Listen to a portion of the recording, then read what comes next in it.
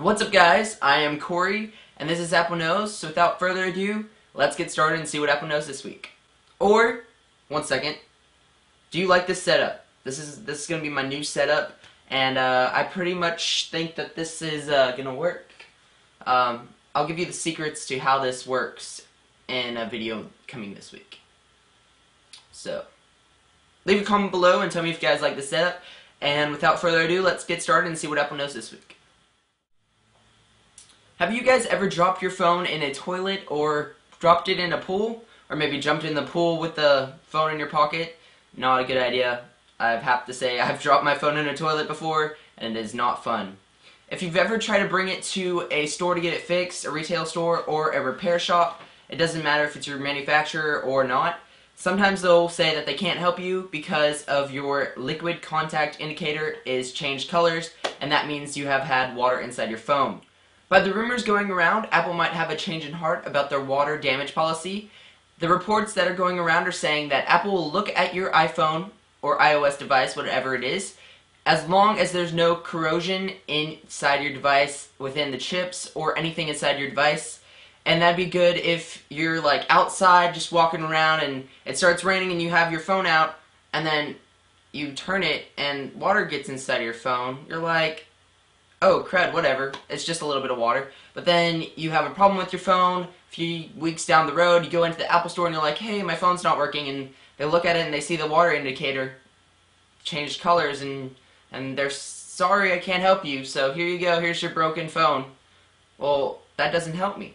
So, Apple has a change in heart, maybe, by the rumors that are going around with Apple repair shops are saying that they might change their heart in the Apple water damage policy, and that'd be good. So if you're by the pool or playing Angry Birds on the pot and accidentally drop your phone into the toilet, then your phone will be fine, and as long as there's no corrosion inside your device, then you're fine and Apple will help you fix it. This week, Apple rejected Sony's Reader app in the App Store because it used its own ecosystem for purchasing books. And Apple has always had this rule in place, and the Time report quotes that the company Apple has told application developers, including Sony, that they can no longer sell content like ebooks within their apps or let customers have access to purchases they have made outside the App Store.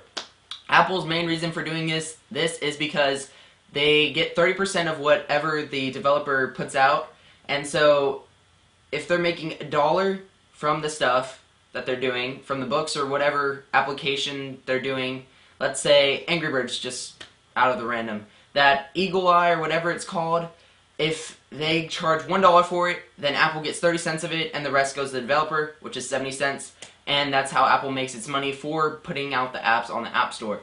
So that's pretty much the reason why Apple's doing that, and they're not just being big jerks. They need to make some money to have enough money to let other people put out free apps and to get the developers well known across all the consumers that Apple has.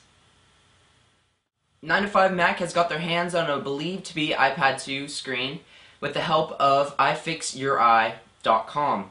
The iPad 2 screen is 1mm thinner, and it's also a little bit lighter, and it appears to have the same resolution as the first generation iPad, and the bezel around the outside of the iPad is a little bit thinner, so it's not as black and more screen space. And it also appears to have an anti-glare coat on the screen, so you can read it outside. No more worrying about that. And if you're interested in the screen and anything else about the iPad 2, check out my video right there, and you'll see all the rumors and speculation, and see what's in store for the iPad 2. I'm pretty sure you guys are tired about hearing stories about the Verizon iPhone, but stick with me, and this is probably the last story about the Verizon iPhone, hopefully. The Verizon iPhone was released for pre-orders for Verizon customers this last week on the 3rd, and it's coming soon for pre-orders for non-Verizon customers that are planning to switch over to get the iPhone, and you can do that on Wednesday, February the 9th, and then you should receive your iPhone on the 10th if you ordered it on the 3rd because you're already a Verizon customer. That's all about the Verizon iPhone, so let's go on to our next story. Signs are pointing to an iOS 4.3 release sometime in mid-February.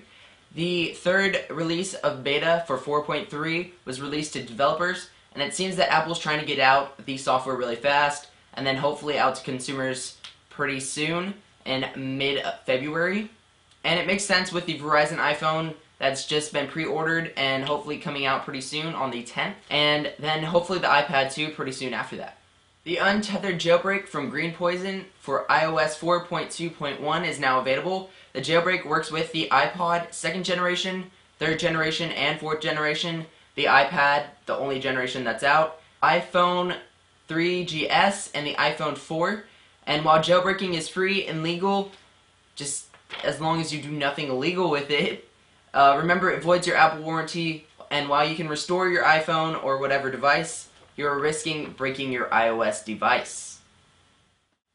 If you have bought music on the iTunes store on your computer, you probably know what Genius recommendations are, and if you don't know what Genius recommendations are, they're recommendations or selections for movies, TV shows, and music based on your purchase history.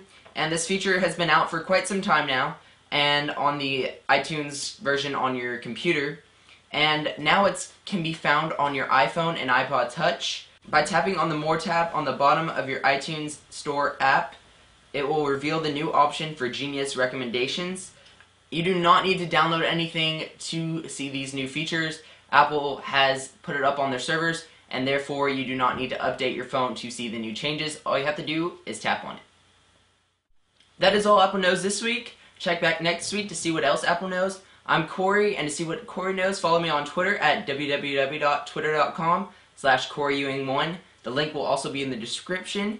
And thank you for watching as always, and make sure to subscribe and rate if you haven't already. And without further ado, bye-bye.